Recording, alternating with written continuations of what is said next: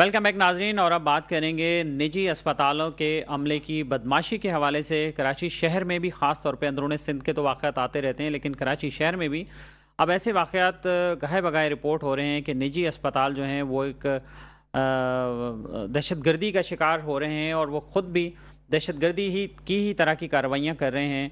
निजी अस्पतालों में जब कोई मरीज़ जाता है, वहाँ पे उसे कोई शिकायत होती है, तो शिकायत करने पर उस शिकायत को दूर करने के बजाय, या मरीज़ और उसकी जो फैमिली है उसे काउंसल करने की बजाय, अस्पताल की इंतज़ामिया तशद्दुद पर उतर आती है। और ऐसा ही एक वाक़या गुज़िश्ता रात पेश आया है कराची के इलाके बलोच कॉलोनी में, जहाँ पर निजी अस्पताल है बिस्मिल्लाह अस्पताल के नाम से।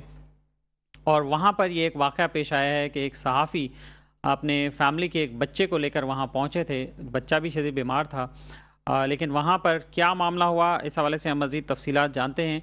हमारे साथ टेलीफोन लाइन पर मौजूद हैं मुतासरा सहाफ़ी जनाब अली रज़ा। अस्सलाम वालेकुम अली रज़ा। वालेकुम सलाम। अली रज़ा, बताइएगा क्या मामला हुआ, क्या वाक़या हुआ? सर, ये मेरे मामू का बेटा था। तकरीबन उसकी जो उम्र थी वो 8 साल थी। वो 2 दिन से जिन्ना में एडमिट था। ठीक है, उन्हें जो है ना वेंटिलेटर की ज़रूरत थी, तो जिन्ना में वेंटिलेटर नहीं था। तो उसके बाद हम उन्हें जो है ना प्राइवेट हॉस्पिटल में लेके गए, जो कि है अपना बलोच पुल के पास में बिस्मिल्लाह हॉस्पिटल के नाम से। जैसे हम उन्हें वहाँ पे लेके गए, तकरीबन मुझे टाइम था 5 या साढ़े 5 बजे का टाइम था। हम जैसे ही वहाँ पे लेके गए तो वो बच्चे की हालत थोड़ी खराब थी। तो उन्होंने वहाँ पे बोला कि जल्दी से भाईजान आप इसमें एडमिशन वगैरह बच्चे की करा दें, ताकि हम अपना प्रोसेस है वो स्टार्ट करें। तो उस दौरान जो है ना अपना उन्होंने हमसे बिलिंग दी 28,000 एक लिए। उसके बाद 1 घंटे के बाद उन्होंने बोला कि ये दवाइयाँ हैं, ये दवाइयाँ लेके आए, और बच्चे की अब जो है ना ट्रीटमेंट हमने स्टार्ट कर दी, और बच्चा अल्हम्दुलिल्लाह पहले से बेहतर हो चुका है। तो 1 घंटे के बाद उन्होंने हमें इतनी बड़ी जो है ना पर्ची दे दी दवाइयों की। वो तकरीबन उसका बिल था 15-20 हज़ार रुपये। वो हमने पेड किया। 2 घंटे गुजरे, फिर उन्होंने दूसरी पर्ची दी कि भाई बच्चे की हालत अब और बेहतर हो रही है, और ये दवाइयाँ हैं थोड़ी बहुत, ये और हम जो है ना हमें लेके दे दें। तो हमने वो भी उन्हें लेके दे दी। तो उसके बाद तकरीबन ये वाक़या था 10 साढ़े 10 बजे का टाइम था। तो उन्होंने बोला कि आपका बच्चा जो है ना वो एक्सपायर हो गया। हमने कहा भैया आपने थोड़ी देर पहले बोला है हमें कि आपका बच्चा बेहतर था, और हमने जो है एग्जिबिट देखा कि वो जो दवाइयाँ हमने उनको लेके दी थी वो वहीं पे पड़ी थी। वो जो डॉक्टर थे उन्होंने उन्हें दवाइयाँ बच्चे को जो है ना नहीं खिलाई थी। तो ये जो है ना डॉक्टर की गफलत की वजह से और हॉस्पिटल की ये जो ना लापरवाही की वजह से हमारा एक तो बच्चा जो है ना वो इस दुनिया से चल बसा, जिसकी उम्र थी 8 साल। और उसके अलावा जब हमने बातचीत करने की कोशिश की तो वो हमारे ऊपर हावी होने की उन्होंने कोशिश की। उसके बाद जो है हमने 15 पे जो है ना कॉल कर दी इसी टाइम। तो 15 वहाँ पे पहुंच गई। 5 मिनट के बाद हम बातचीत करने जैसे ही अंदर गए तो उन्होंने पता नहीं कोई लोकल जो लोग होते हैं बाहर के, जो उन्होंने फिर उनको बुला लिया। 30 से 35 बंदे आ गए वेपन के साथ। उन्होंने हमें पीछे से जो है ना वो बट मारे हैं, हमारे ऊपर पथराव किया है, और हमारे ऊपर बहुत उन्होंने तशद्दुद किया है। तो मैं शुक्रगुजार हूँ DIG इसका और SSP साहब का, जिन्होंने बर वक्त जो है ना वो कार्रवाई करके और FIR वगैरह जो वो हमारी जो है दर्ज करवा दी। उसके बाद जो कुछ जो लोग हैं वो अभी लापता हैं, और कोई जो 4-5 जो अफराद हैं वो जो ना अभी गिरफ्तार हुए हैं। जी। अच्छा रिज़ा, ये बताइए कि इस वाक़े पर जो अस्पताल इंतज़ामिया है, क्या वहाँ मालकान वगैरह कोई मौजूद थे या एडमिनिस्ट्रेटर वहाँ मौजूद थे? और ये जो लोग जिन्होंने आप पर तशद्दुद किया, ये अस्पताल का अमला था या उसके अलावा ये सारे बाहर के लोग थे? मैं आपको ये बताना चलूँ कि ये जो मालिक है अस्पताल का वो वहाँ पे मौजूद नहीं था। वहाँ पे जो मौजूद था ताहिर नामी एक जो एडमिनिस्ट्रेटर है वहाँ बिस्मिल्लाह हॉस्पिटल का, वो वहाँ पे मौजूद था, जिसने वो जो बंदे हैं लोकल उन्हें बुला के और हमारे ऊपर जो ना तशद्दुद करवाया था। तो 30 से 35 बंदे हैं, उन्होंने किसी ने पीठ पे जो ना वो पिस्टल के बट मारे। मैं तो ये सोच रहा हूँ कि ये सिंध है, यहाँ पे हर बच्चे के पास अभी पिस्टल है। 5-15 साल बच्चे के पास पिस्टल है।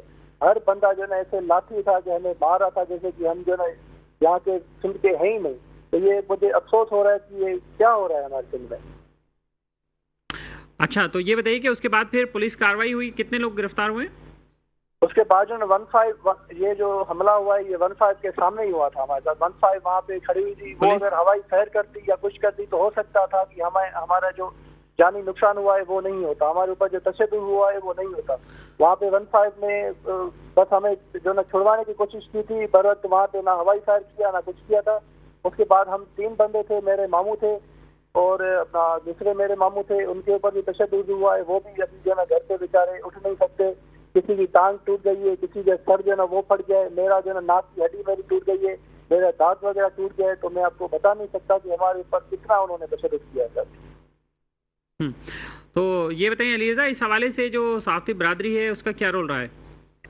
जी वो इंशाल्लाह ताला हम जो है ना इस पे एक्शन लेंगे और हम जो है ना वो प्रोटेस्ट वगैरह भी करेंगे। ये बताया जा रहा है कि ये जो हॉस्पिटल है ये एक एडवोकेट है, वकील है जिसका नाम है इरफान मेमन, ये उनका जो है ना हॉस्पिटल, उनकी जाने से हमें हमसे रब्ता भी किया गया था। उन्होंने बोला कि आप कॉम्प्रोमाइज करें और हमारे जो बंदे हैं एक दो जो एडमिट हैं और वो जो गिरफ्तार हैं उन्हें आप बाहर निकलवाएं और आप हमारे साथ कॉम्प्रोमाइज करें। हमने बोला कि भाईजान एक तो हमारा जो बच्चा है 8 साल वो बेचारा आपकी गफलत की वजह से आप अच्छा अली रज़ा, इस हवाले से आपने सिंध हेल्थ केयर कमीशन से भी कोई रब्ता किया, कंप्लेन की है? जी नहीं, वो हमने जो वो अभी हम कंप्लेन करने वाले हैं, वो भी हम कर रहे हैं जी। चलें, बहुत शुक्रिया आपका। अली रज़ा हमारे साथ मौजूद थे। अली रज़ा मुतासरा सहाफ़ी हैं और इन पर शदीद तशद्दुद हुआ, जो कि आप वीडियो में भी देख सकते हैं, और इनके अहल खाना पे तशद्दुद हुआ। एक बच्चे की बॉडी जो है, एक 8 साल बच्चे की, वो रोक ली गई।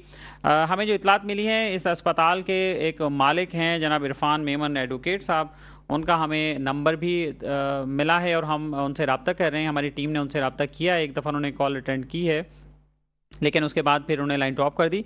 अब हमारी टीम दोबारा उनसे रब्ता करने की कोशिश कर रही है ताकि अस्पताल की इंतज़ामिया का भी मौक़िफ़ सामने आ सके कि क्या मामला हुआ था और अस्पताल की जो इंतज़ामिया है उसका इस हवाले से क्या कहना था। इस इशू के बारे में हमने सिंध हेल्थ केयर कमीशन के CEO जनाब डॉक्टर एहसन कवी साहब से भी रब्ता किया है और उनसे भी रिक्वेस्ट की है कि वो भी अपना मौक़िफ़ इस हवाले से दे दें और इस बात की तस्दीक कर दें कि आया ये बिस्मिल्लाह अस्पताल रजिस्टर्ड भी है या नहीं है। चूँकि कराची शहर में बहुत सारे ऐसे अस्पताल हैं, बेशुमार ऐसी हेल्थ फैसिलिटीज़ हैं जो कि अब तक रजिस्टर्ड नहीं हैं, और ये देखने में आता है कि सिंध हेल्थ केयर कमीशन, जिसकी बुनियादी ज़िम्मेदारी है कि वो अतायत का ख़ात्मा करे, उसके साथ साथ जो हेल्थ केयर प्रोवाइडर्स हैं, जो हेल्थ केयर के इंस्टीट्यूशंस हैं, उनका जो स्टैंडर्ड है वो मेंटेन करे, और उसकी ज़िम्मेदारी है। और अगर अस्पतालों के खिलाफ कोई शिकायत हों तो उस पर भी हेल्थ केयर कमीशन ही एक्शन लेने का ज़िम्मेदार है और उसकी इंक्वायरी करने की ज़िम्मेदारी भी हेल्थ केयर कमीशन पर है। क्योंकि आमतौर पर ये देखने में आता है कि जो अटेंडेंट होते हैं या जो पेशेंट होते हैं वो तो अपने तौर पर ये समझ रहे होते हैं कि उनके साथ ज़्यादती हो रही है या डॉक्टर की या किसी तिबी अमले की गफलत की वजह से, और खुदा न खास्ता उनके यहाँ उनके प्यारे की कोई डेथ हुई है। लेकिन ये कि इसको साइंटिफिक बुनियादों पे देखने की ज़रूरत होती है और टेक्निकल जो लोग होते हैं, जो एक्सपर्ट्स होते हैं इसके, जैसे सिंध हेल्थ केयर कमीशन एक बॉडी है, उसको ये अथॉरिटी है कि वो इस बात को असेस कर सकता है कि इस कंप्लेन में किसका कसूर है, कौन कसूरवार है, और आया इसमें अस्पताल की या अस्पताल के अमले की, तबी अमले की कोई गफलत इसमें है या नहीं है। इस बात का फ़ैसला भी सिंध हेल्थ केयर कमीशन ही करता है, ये मजाज अथॉरिटी है। और इस केस के तवस्सुत से भी नाज़रीन आपको भी आगाही दे दूं कि अगर किसी को किसी अस्पताल के बारे में, किसी हेल्थ केयर फैसिलिटी के बारे में कोई भी शिकायत हो या आप समझते हैं कि आपके साथ ज़्यादती हुई है, तो इरफान मेमन साहब हैं लाइन पे हमारे साथ। जनाब अस्सलाम वालेकुम इरफान मेमन साहब। जी जनाब, अस्सलाम वालेकुम। वालेकुम सलाम। इरफान मेमन साहब, आप ओनर हैं बिस्मिल्लाह अस्पताल के? जी सर। अच्छा इरफान साहब, बहुत शुक्रिया आपने हमें ज्वाइन किया। ये कल रात का जो इंसिडेंट हुआ था, एक सहाफ़ी और उसकी फैमिली को बहुत टॉर्चर भी किया गया, एक बच्चे की डेथ भी हुई, तो इस पर आप लोगों का क्या मौक़िफ़ है, आप क्या कहना चाहते हैं इस हवाले से? जनाब अली, ये कोई साहब थे अली रजा साहब, जो अपने आप को KTN के रिपोर्टर बताते हैं। इन्होंने आकर एक पेशेंट लेकर आए थे। मैंने इसको रेंट आउट किया हुआ है, मैं बेसिकली एडवोकेट सुप्रीम कोर्ट हूँ। अच्छा अच्छा। हमने रेंट आउट किया हुआ है, तारिक तैमूर और डॉक्टर्स हैं कुछ, उनको हमने रेंट आउट किया हुआ है। अच्छा राइट। तो आपको इंसिडेंट का तो पता चला होगा, तो आपका क्या ख्याल है, क्या हुआ वहाँ पे, किसकी ज़्यादती हुई? वही बता रहा हूँ मैं, जो कल सुबह मुझे ये इंसिडेंट का पता चला था कि कोई अली रजा साहब हैं, वो हैं KTN के रिपोर्टर कहलाते हैं। उन्होंने अपना तारुफ वहाँ पर कोई वेंट के पेशेंट लेकर आए थे, अपने कोई 8 साल का बच्चा लेकर आए थे। जब मेरी इन्फॉर्मेशन मुझे आई, वो वेंट का बच्चा बिल्कुल, इन्होंने पहले जिनाह से उठाया, जिनाह से वो NMC लेकर गए, NMC में इनको वेंट नहीं मिला तो फिर शायद ये यहाँ पर लेकर आए थे। तो 7-8 बजे पेशेंट के बच्चे को लेकर आए, ट्रैफिक ब्लॉक था, एम्बुलेंस में भी शायद ऑक्सीजन वगैरह खत्म हो गई थी। तो जो स्टाफ ने हमें बताया, जो तारिक साहब ने बताया, वो यही बताया कि हमने पहले तो इनको रिफ्यूज किया कि बच्चे की बहुत क्रिटिकल पोजीशन है, तो हम लोग जो है इसको नहीं लेंगे। लेकिन उन्होंने अल्लाह खुदा वास्ते दिए कि जी आप देखिए, अल्लाह मालिक है। उन्होंने देखा, उसके बाद बच्चे को 2-3 मरतबा बताया गया कि बच्चे का सीरियस पोजीशन है, आप किसी बड़े हॉस्पिटल इनको शिफ्ट कर दें।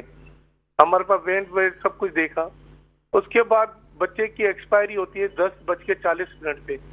हमारे पास वीडियोज हैं, हमारे पास फुटेजेस हैं, ये सारी चीजें हैं। उसमें ये बताया जाता है कि ये लोग जब डेथ के बाद इन्होंने पहले ही 15 पे पुलिस बुला ली थी इनके ही लोगों ने, और वहां पर लड़ाई करना शुरू कर दी, फड्डेबाजी करना शुरू कर दी बहुत ज्यादा। उसमें जो हमारी फुटेज है हम आपको भेज देंगे। उसके अंदर ये दिखाया है कि इन्होंने मारदार वहां किए, काउंटर से पैसे भी उठाए उन्होंने, और उसके बाद ये लोग चले गए गाली गलौज करके ना। अच्छा। और उसके बाद कोई वहां पर बलोच पाड़ा लगता है, कोई वहां पर बाहर निकले तो कोई बलोच से इनकी लड़ाइयाँ हुई है रोड पे ना। किसी को गाड़ी अच्छा, लगी है, अस्पताल वालों ने नहीं बुलाया, इंतजामिया ने नहीं बुलाया? इंतजामिया का बलोच से क्या ताल्लुक सर? अच्छा, बलोच पाड़े से इंतजामिया का क्या ताल्लुक है? चलिए, राइट। इरफान मेमन साहब, मैं माजरत चाहूंगा, हमारे प्रोग्राम का वक्त बिल्कुल खत्म हो रहा है। इस हवाले से आप जरूर, आपका नंबर हमारे पास है, आप मजीद भी अपना मौकफ देना चाहें सर मैं आपको तो जरूर मौका मिलेगा। वकील हूं ना, आप तारिक तैमूर से बात करें। जी ठीक है, उनका नंबर भी आपसे लेते हैं। आप जी थाने में वो, आप उनसे बात करें ना। जी जी ठीक है, ठीक है। मैंने आपको व्हाट्सएप पे मैसेज भेजा है, उनका नंबर भी प्लीज़ शेयर करते हैं, हम उनसे भी रब्ता करने की कोशिश करते हैं। और बहुत शुक्रिया आपके टाइम का। इंशाल्लाह इस पर फिर दोबारा भी आपसे बात होगी अगर मौक़िफ़ लेने की मज़ीद ज़रूरत होगी तो। और नाज़रीन, ये वाक़या आपने सुना बिस्मिल्लाह अस्पताल के हवाले से कि वहाँ पर ये अनफॉर्चुनेट वाक़या हुआ, और इरफान साहब ने इस पर अपना कुछ इनपुट दिया, और बाकी उन्होंने कहा कि इंतज़ामिया से रब्ता किया जाए। तो इंतज़ामिया से भी हम रब्ता करेंगे अब अगले शो में, और कोशिश करेंगे कि अगर वो मौक़िफ़ मज़ीद इस पे देना चाहें तो ज़रूर उनका भी मौक़िफ़ सामने आ सके। लेकिन इस तरह के वाक़यात होने नहीं चाहिए जो अस्पतालों में जिस तरह की सूरत हाल है, और लड़ाई मार कुटाई वाले ये सूरत हाल नहीं होनी चाहिए। और अस्पताल इंतज़ामिया को भी चाहिए कि अगर कोई ऐसा वाक़या होता है तो काउंसलिंग करें, प्रॉपर इन्फॉर्मेशन दें, टाइमली इन्फॉर्मेशन दें। और नाज़रीन, इसके साथ ही अपने मेज़बान अख्तर शाह रिंद को आज के मेट्रो मैटर से इजाज़त दीजिए। अपना ख्याल रखिएगा। अल्लाह हाफ़िज़।